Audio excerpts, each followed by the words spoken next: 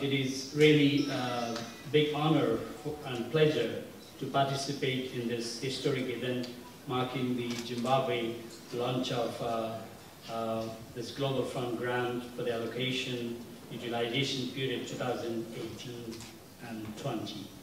On behalf of the United Nations family, allow me to really congratulate very sincerely the government of Zimbabwe, and in particular Ministry of Health and the Child Care and the Health Development Partners for this great achievement in effectively responding to HIV, TB, and malaria, and securing over $500 million new funding from the Global Fund for the next 3 years. This is not a simple achievement, and is going to make a big difference in the life of hundreds of thousands of people. I would also like to thank the Global Fund for all the financial support they have given to the country, including the new 3-year funding. Our big appreciation and gratitude is also the Global Fund donors for their support to the program in Zimbabwe. Given the challenges facing Zimbabwe, the success of Global Fund support to the health sector has been remarkable, especially when we think that the Global Fund has contributed to the over 1 million people who are currently on antiviral, antiretroviral treatment. We also acknowledge the tremendous support the Global Fund has given to the country to strengthen the health system, human resources, financial management, health information, supply chain, among others. The UK is proud to stand alongside the US and France as the 3 biggest contributors to the Global Fund, which itself is the largest development partner to health in Zimbabwe. The UK recognises that the Global Fund is one of the most important and effective instruments we have globally to end the 3 diseases as epidemics. For this reason, the UK pledged 1.1 billion to the 5th replenishment, of which 200 million was designed to attract private sector funding into the fight against malaria.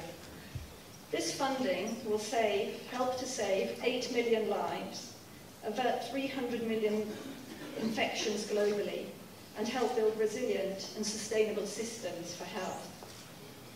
As the previous speakers have said, the downward trajectory of all 3 diseases in Zimbabwe is something to be hugely celebrated.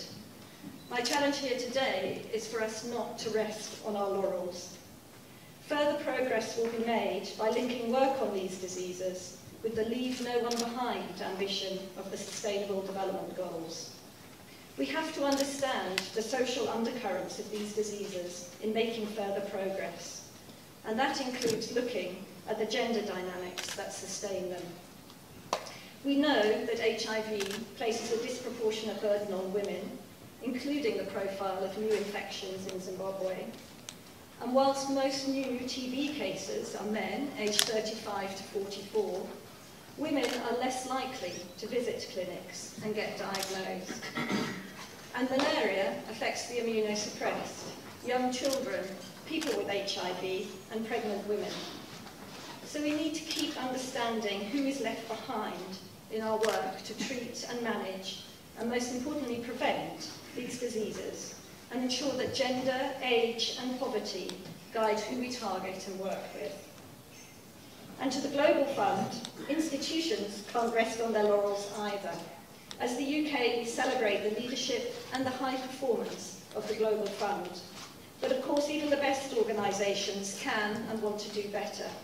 And for that reason, the UK has tied 10% of our core contribution to the Global Fund to successful delivery against a demanding performance agreement, which was designed to push an already high-performing institution to deliver even more. And that's because it's delivering for people affected by these 3 diseases. 2 of the priorities set out in the UK agreement with the Global Fund resonate strongly here in Zimbabwe.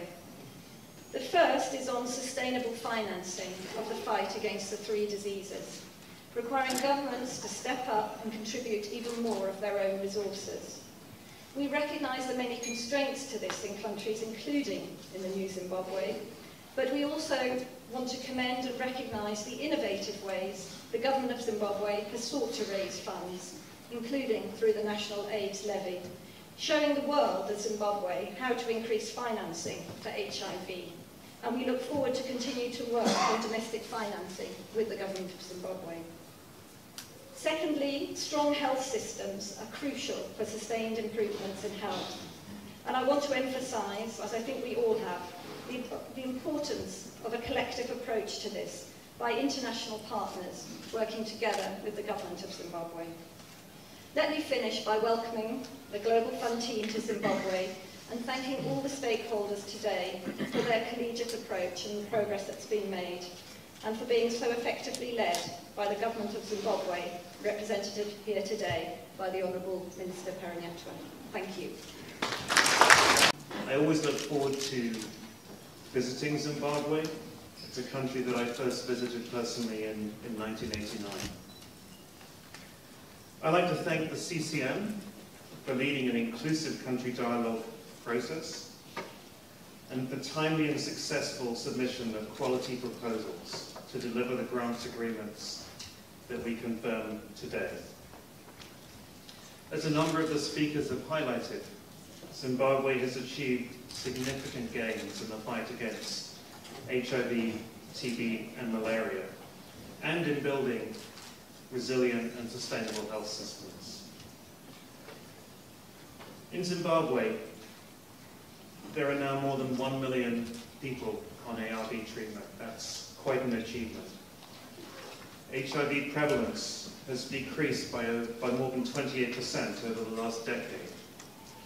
TB incidence has dropped by nearly 60% over the same period. And an integrated electronic patient tracking system is now in place to monitor quality of care.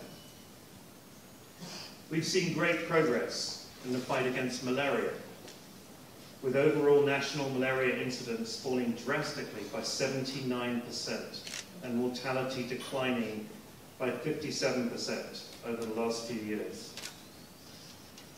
I'd like to thank the government of Zimbabwe for its leadership, the bilateral and multilateral partners, civil society, and all stakeholders represented here today for their contributions.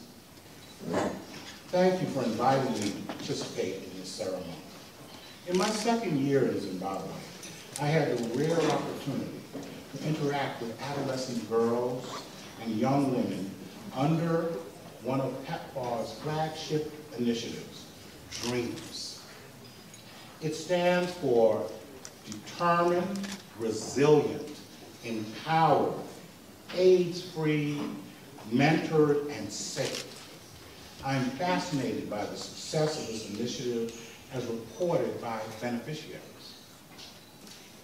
Sitademkile Chilenji is an 18-year-old beneficiary of the DREAMS initiative under Safe AIDS in Bulawayo.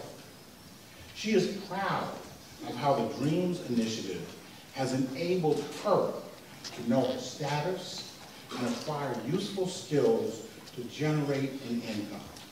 She is now in a better position to make decisions that help her remain safe from acquiring HIV.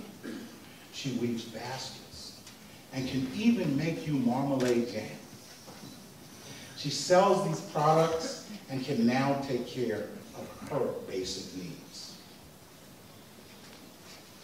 Most importantly, she does not go out looking for sugar daddies. Blessers, I believe is the term we use in Zimbabwe, who often take advantage of poor girls in need. The DREAMS initiative is transforming the lives of many beneficiaries. And with more resources like the grant we're signing today, even more lives can and will be saved. As you can imagine, it's a great pleasure to attend this ceremony with all of you. On this occasion, I would like to commend the CCM Chair, all CCM members, and all the stakeholders who have joined their efforts to elaborate the proposal regarding this new allocation of the Global Fund to Zimbabwe for 2017 to 2019. I would like to point out the constant commitment of the French representative to the CCM, Laurent Godefroy, who is here. Stand up, please. You have to know, he makes the job, not me. I would like to thank as well the Global Fund Land and his team who guide our work.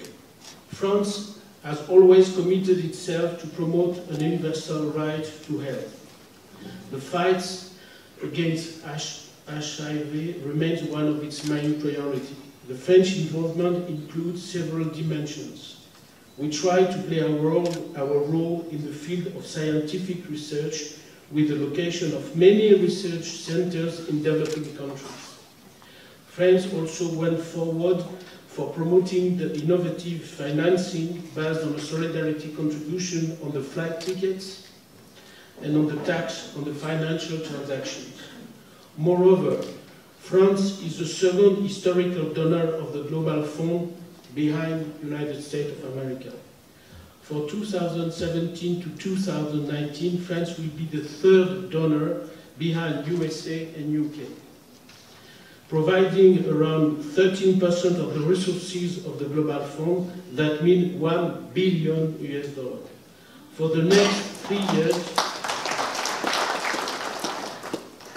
and in the French taxpayer money.